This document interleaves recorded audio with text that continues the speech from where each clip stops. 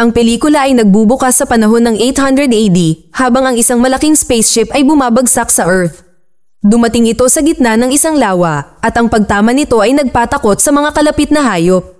Dalawang humanoid figure ang suot ang isang advanced spacesuits ang sa lalong madaling panahon lumabas mula sa mga durog na bato. Ang isa sa kanila ay kinaladkad ang kanyang kasama na nasaktan sa pag-crash nito. Pagkatapos ay tinanggal niya ang kanyang helmet at agad na hinimatay habang may maikling pagbabalik tanaw sa nakaraan. Nang magising siya makalipas ang ilang oras, napagtanto ng spaceman na namatay ang kanyang kasama dahil sa matinding sugat sa dibdib. Sinusubukan niyang maunawaan kung ano ang maaaring nangyari nang makarinig siya ng isang robotic na tawag mula sa malayo. Pagkatapos ay nakita ng spaceman ang kanyang AI computer na na-stranded at lumulutang sa lawa.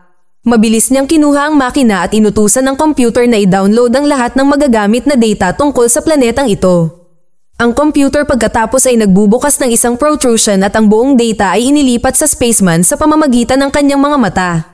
Kasunod nito, ang lalaki ay gumawa ng isang libingan para sa kanyang pumanaw na kasamahan at nagsimulang tumingin sa paligid sa nakapaligid na kagubatan. Hindi nagtagal ay nakatagpo siya ng bangkay ng balyena sa tabi ng isang nawasak at inabando ng nayon. Ang pag-atake ay ginawa ng isang bagay maliban sa isang tao. Biglang, ang spaceman ay nakakuha ng isang intuisyon na siya ay pinapanood ng isang bagay o isang tao. Tumakbo siya palayo sa lugar ngunit naharang ng isang mangangabayo na nagpatumba sa kanya.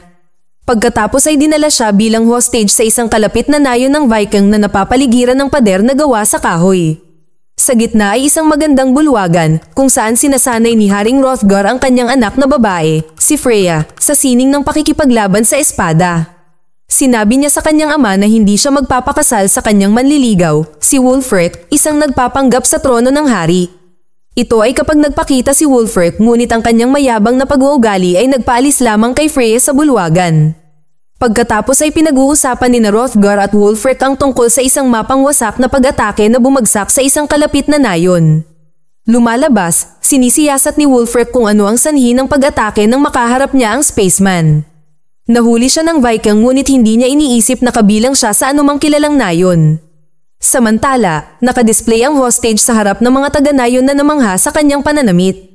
Kalaunan ay dinala ni Wulfric ang lalaki sa loob ng isang kubo para tanungin. Tinanong niya ang pangalan ng spaceman at sinabi ng huli na ang pangalan niya ay Kainan. Nagsisinungaling din siya na siya ay mula sa isang isla sa Hilaga at talagang nasa isang paglalakbay para sa pangangaso. Ang mga lalaki ay hindi naniniwala sa kanya at iniisip na siya ay sumalakay sa kalapit na nayon.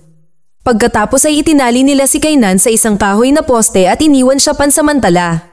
Nang makaalis na ang lahat, sinubukan ni Kainan na tumakas gamit ang kalapit na bakal. Magtatagumpay na siya nang biglang dumating si Freya sa kubo. Malalaman natin na hiniling sa kanya ni Wulfric na alagaan ang mga pinsala ng bilanggo.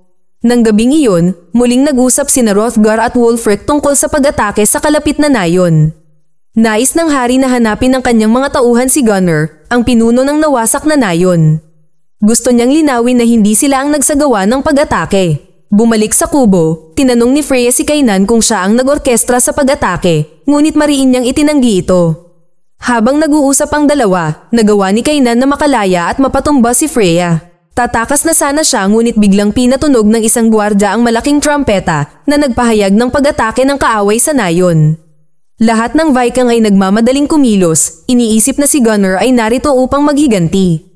Ngunit sa kanilang lubos na kinatatakutan, napagtanto nilang nakapasok na ang kalaban sa nayon. Wala silang ideya na ito ay isang mandaragit na alien na hayop na umaatake at pumapatay ng ilang mga taga-nayon ng sunod-sunod. Sa malapit, si Kainan, na tila alam kung ano ang nangyayari, ay nagsimulang habulin ng hayop, ngunit huli na ang lahat.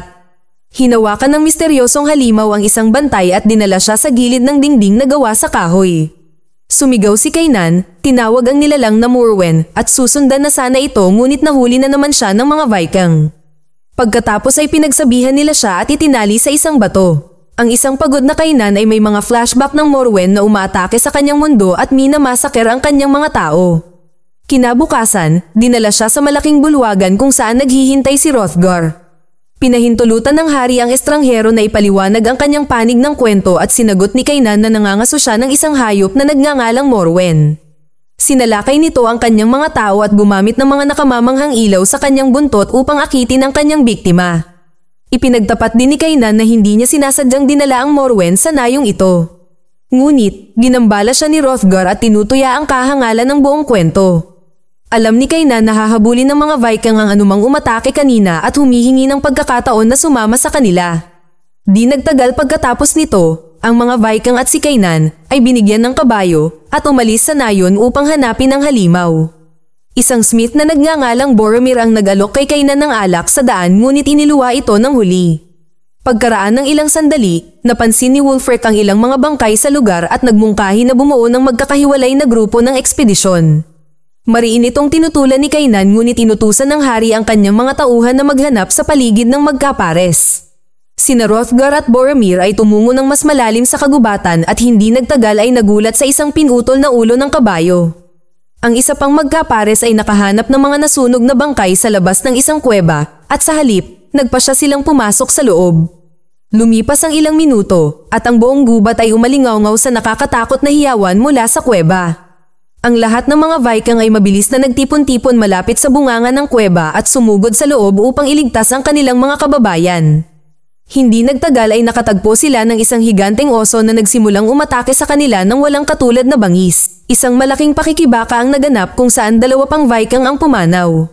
Ngunit salamat sa katapangan ni Kainan, nagawang saksakin ng grupo ang oso ng maraming beses, sa kalaunan ay napatay ito. Sa resulta ng kaganapang ito, ginantimpalaan ni Hrothgar si Kainan para sa kanyang katapangan sa pamamagitan ng pagbibigay sa kanya ng kalayaan. Ang nayon ay nag-organisa ng isang kapistahan bilang parangal sa tagumpay laban sa oso. Nang maglaon ng gabing iyon, sa panahon ng pagdiriwang, si Kainan ay nagsuot ng damit na Viking at binigyan ng upuan sa tabi ng hari mismo. Si Wulfric, na bahagyang naiinggit sa mabilis na pagtaas ng katayuan ng bagong dating, ay hinamon siya sa isang laro na tinatawag na Shields. Sa loob nito, ilang lalaki ang nakatayo sa isang parisukat na gumagawa ng landas gamit lamang ang kanilang mga kalasag. Ang mga magkakompetensya ay dapat umakyat dito at pagkatapos ay kailangan balansehin ang kanilang katawan para magawang sumulong sa ibabaw ng mga kalasag. Pagkatapos ng serye ng mapagkompetensyang pirouette, sa wakas ay nahulog si Kainan sa ibabaw ni Boromir. Ngunit hindi kumikilos ng mayabang at maghiliw na tinutulungan ang kanyang katunggali. Halata na ngayon na ang dalawang lalaki ay may tiwala na sa isa't isa. Pagkatapos umalis sa malaking bulwagan, nakasalubong ni Kainan si Freya na nagpapasalamat sa kanya sa pagtulong sa kanyang ama sa ekspedisyon. Ipinaliwanag ni Kainan na hindi ang oso ang pumatay sa kanyang mga tao kundi ang Morwen. Binalaan din siya nito na babalik ang nakakatakot na hayop anumang oras. Naputol ang kanilang pag-uusap habang ang mga tauhan ni Gunnar ay biglang naglunsad ng pag-atake sa nayon. Ang dalawang grupo pagkatapos ay nasangkot sa isang mabangis na sagupaan kung saan sina Kainan at Freya ay pinatumba ang dalawang kaaway. Si Hrothgar, sa kabilang banda, ay nakatagpo ni Gunnar na isang malaki, matipuno, at labis na mapagmataas na tao. Ibinagsak niya si Hrothgar at sasampalin na sana ang kanyang ulo ngunit nakialam si Kainan sa huling segundo. Tulad ng paghila ni Gunnar sa kanyang sarili upang mag-counterattack, ang kanyang mga tauhan ay humarap sa kanya at dinala siya. Sinasabi nila na natalo sila sa labanang ito at oras na para sumuko. Nagmamadaling umalis ang umaataking grupo, ngunit hindi bago inakusahan ni Gunnar si Hrothgar bilang mamamatay tao ng kanyang pamilya at mga tao. Kasunod ng mapangwasak na labanang ito, sinisikap ng nayon na makabangon. Umupo si Kainan kasama si Freya na nagpapaliwanag ng puot sa pagitan ng kanyang nayon at ng kapitbahay. Ilang taon na ang nakalilipas, nais ng ama ni Wulfric na tipunin ang lahat ng mga nayon upang magplano ng pag-atake sa mga mananakop na Pranses. Ang lahat ay nagpakita maliban kay Gunnar at ito ay nakita bilang pagtataksil ng isang bata at mainitin ang ulo na si Wulfric. Naisip siguro ni Gunnar na sinalakay nila ang kanyang nayon bilang paghihiganti sa pagkakanulo. Kaya, ngayon, ang parehong mga nayon ay may dahilan upang kamuhian ng isa't isa. Sa kakahuyan sa labas ng nayon, pinaplano ng grupo ni Gunnar ang kanilang susunod na pag-atake kay Wulfric at sa kanyang mga tao. Habang gumagawa sila ng matalinong taktika ng hit and run, humiwalay ang isa sa mga lalaki para magbawas. Nagsimula siyang pakalmahin ang sarili malapit sa isang lawa para lamang maatake ng nagtatagong Morwen. Kasunod nito, isa-isang bumagsak ang lahat ng lalaki at naniniwala na sila ay tinambangan ni Wulfric. Ngunit malapit nang harapin ni Gunner ang tunay na banta, isang higanteng alien na hayop na parang lobo na may latigo sa buntot nito. Sa wakas ay napagtanto ng mga nakaligtas na ang kaaway ay lampas sa kanilang lakas at tumakbo pabalik sa nayon ni Hrothgar. Ilang sandali pa, nang mapansin ni Kainan si Gunner na tumatakbo palapit sa kanila, mabilis niyang binuksan ang mga gate ng nayon. Iniisip ng lahat na pinapasok niya ang kalaban at nang papatayin na ni Wulfric si Gunner, nakakita sila ng serye ng mga asul na ilaw sa kakahuyan. Ang mga ilaw na ito ay tila isang bitag para sa mga tao bago sila tuluyang tapusin. Ang mga asul na ilaw ay nagiging pula na nagpapakita ng nakakatakot na Morwen na tumakas sa kakahuyan. Sa wakas ay napagtanto ng lahat ng mga taga-nayon na sa katunayan ay nagsasabi ng totoo si Kainan. Sa mismong gabing iyon, isang pulong ang gaganapin sa Great Hall upang talakayin ang kanilang gagawin sa hinaharap. Sinabi sa kanila ni Kainan na ang pakikipaglaban sa mga Morwen sa bukas na mga bukid ay imposible kaya dapat silang gumawa ng isa pang plano. Kinabukasan, nagsimulang gumawa ng bitag ang mga taga-nayon sa labas mismo ng pangunahing pasukan. Naghuhukay sila ng isang hukay na ilang metro ang lalim at pinupuno ito ng nasusunog na langis ng taba ng balyena. Pagkatapos ay itinutusok nila ang ilang poste sa lupa, tinatakpan ito ng maluwag na putik at kalaunan ay nagmistulang ibang kubo ang buong istruktura. Matapos maitakda ang lahat, nagsalo sina Freya at Kainan sa isang mangkok ng sopas at doon niya ipinagtapat ang isang madilim na lihim. Ang kanyang mga tao ay talagang isang advanced na lahi na sumakop sa ibang mga mundo. Pinalawak nila ang kanilang teritoryo sa malayo para lumawak ito at hindi nagtagal ay nakarating sila sa planeta ng mga Morwen. Tulad ng ibang lugar, nilipon nila ang bawat organismo doon gamit ang mga high-tech na armas at bomba. Ang natitirang mga Morwen ay hinabol upang magkaroon ng kapangyarihan sa lugar. Higit pa rito, si Kainan ay bahagi ng isang pangkat ng mga puwersang kolonisasyon sa kalawakan na aktibong nakikibahagi sa genocide. Kapalit ng kakayahang mapuksa ang mga Morwen, siya at ang kanyang pamilya ay binigyan ng isang lugar sa planeta kung saan sila maaaring manirahan. Ilang oras pagkatapos ng pananakop, kinailangan ni Kainan na umalis para sa isang bagong misyon. Ilang araw pa lang siyang wala nang malaman niyang isa sa mga Morwen ang nakaligtas sa genocide.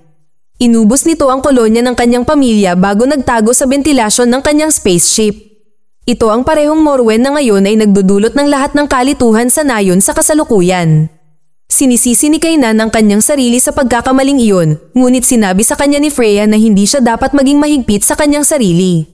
Upang mapalakas ang kanyang moral, binigay din niya sa kanya ang espada ng kanyang pamilya para sa paparating na labanan. Nang gabing iyon, binuksan ng mga mandirigma ang mga pinto at si Wulfric sa tabi ni Kainan ay lumabas, naghihintay na lumitaw ang halimaw. Matyagang naghihintay sila ng ilang sandali at hindi gaanong nakikita, salamat sa kadiliman at liwanag na nyebe. Pagkatapos ay naghagi si Kainan ng sulo sa kagubatan, na pagtanto lamang na nasa harapan nila ang Morwen. Ito ay nagudyok sa kanila na magmadaling bumalik sa nayon na inaakit ang hayop. Dumaan sila sa kubo, maingat na humakbang sa mga poste na hinukay nila sa lupa at lumabas sa kabilang panig. Sinundan sila ng halimaw sa kubo at bumaba sa nasusunog na likido. Makalipas ang ilang segundo, nagpaputok ang mga mamamana ng ilang naglalagablab na palaso sa kubo na nagdulot ng malaking pagsabog. Habang ang lahat ay nagulat sa laki ng pagsabog, isang bago, mas maliit na Morwen ang lumitaw sa loob ng nayon sa pamamagitan ng isang balon. Sinubukan ni Freya at ng kanyang ama na protektahan ng lahat sa pamamagitan ng pagharap sa halimaw ngunit ang matandang hari ay nasugatan ng husto. Para bang hindi iyon sapat, ang unang Morwen ay muling lumitaw mula sa apoy na mas galit kaysa dati. Nagpasya sina Wulfric at Kainan na umatake ng magkasama ngunit wala silang laban sa halimaw. Sinunggaban ng walang kapantay na hayop ang isang taga-nayon at tumalon, pabalik sa kagubatan. Kinaumagahan, umalis ang buong nayon na natatakot sa isa pang pag-atake. Sinabi ni Kainan kay Wulfric na ngayon ay bagong hari na dapat nilang labanan ang halimaw ng magkasama. Pareho silang nagpatulong sa isang maliit na grupo ng mga lalaki upang bumaba sa balon kung saan lumabas ang sanggol na si Morwen. Ngunit una, nais ni Kainan na gumawa ng mga bagong armas sa pagkakataong ito na may mas maraming materyal. Dinala niya sina Freya at Wulfric sa lawa kung saan bumagsak ang kanyang spaceship upang mabawi ang ilang materyales sa pamamagitan ng pagsisid pababa. Sinimulan ni Kainan ang kanyang paghahanap sa ilalim ng dagat at mabilis na nahanap ang mga durog na bato ng kanyang spaceship. Kumuha siya ng isang higanteng piraso ng metal mula sa kanyang tahanan na planeta na mas malakas, mas magaan at mas malambot. Gayunpaman, nang makarating siya sa ibabaw, nakita niyang nawasak ang bangkang sinasakyan nila. Isang walang malay na Wulfric ang lumulutang sa isang piraso ng kahoy sa malapit ngunit walang bakas ni Freya. Nang walang ibang pagpipilian, bumalik si Kainan sa nayon kasama si Wulfric. Ibinigay din niya kay Boromir ang piraso ng metal at ang huli ay namamahala na gumawa ng bagong espada gamit ito. Dahil handa na ang lahat, ang grupo ng mga Viking ay tumungo sa balon at nakakagulat na lumabas sa isang malawak na network ng mga kuweba sa ilalim ng lupa. Sa isang madilim na kuweba, nagising si Freya at natagpuan ang sarili sa pugad ng mga bangkay ng mga halimaw. Tumingin-tingin siya sa paligid at nakita niya ang sanggol na si Morwyn na kumakain ng bangkay sa malapit.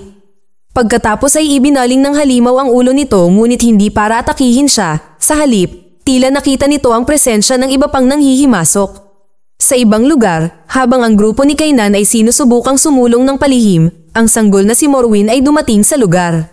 Mabilis nitong tinapos si Boromir, ngunit ang iba pang mga tao, dahil sa kanilang napakaraming bilang, ay nagawang masugatan ito ng nakamamatay. Sa malapit, narinig ni Freya ang kaguluhan at tinawag si Kainan. Naririnig niya ito ngunit ganoon din ang inang si Morwyn na inaalagaan ang kanyang mga sugat dulot ng pagsabog kanina. Hindi nagtagal ay muling nakita ni Kainan at Wulfric si Freya at mabilis na umalis ang tatlo sa madilim na kuweba. Nakarating silang lahat sa dulo ng isang talon sa isang bundok sa tabi ng isang bangin. Sa loob, nakita ni Nanay Morwyn ang walang buhay na katawan ng kanyang anak na may ilang mga pasa sa katawan nito. Ito ay tila nagpapadala sa kanya sa isang fit ng kabaliwan. Maya-maya, sinusubukang tumakas ng nakaligtas na grupo nang biglang inatake si Wulfric ni Nanay Morwen. Alam ng bagong nakoronahan na hari na ito na ang wakas para sa kanya at ibibigay niya ang lahat para labanan ang halimaw. Siya ay desperadong tinagtad ang mukha ng halimaw habang brutal na kinakagat bilang ganti. Sa kalaunan, itinapon ng Morwen ang bangkay ni Wulfric patungo kay Kainan na parabang hinihikayat ang huli sa isang away. Nang walang ibang labasan, muling pumasok si Kainan sa kuweba gamit ang kanyang espada at isang matinding labanan ang naganap. Ang halimaw ay nagsasagawa ng matinding hit and run attack na may matinding bilis. Nagawa naman ni Kainan na putulin ang isang galamay sa buntot nito. Dudurugin na ni Nanay Morwyn ang ating bida nang biglang sumulpot si Freya. Inatake niya ang halimaw na nagbibigay kay Kainan ng perpektong sandali para suntukin ito ng buong bilis. Sa kalaunan, pareho silang nahulog sa labas ng kuweba, malapit sa gilid ng talon. Ang halimaw ay nakabitin para sa kanyang buhay. Ang mga kuko nito ay nakahawak sa kaliwang braso ni Kainan na nasa gilid pa rin. Sa isang napakatalinong pag-atake ng henyo, kinuha ni Kainan ang kanyang espada at pinutol ang kamay ng halimaw dahilan upang mahulog ito sa kawalan. Sa resulta ng mapangwasak na digmaang ito laban sa dayuhan na nilalang, nagpasya si Kainan na manatili sa nayon ng Viking. Nagpasya siyang manirahan kasama si Freya at sa lalong madaling panahon ay idineklara siyang bagong hari ng nayon. Mag-subscribe para sa higit pang mga video na tulad nito. I-on ang notification at mag-iwan ng like para matulungan ang aming channel. Salamat sa panunood.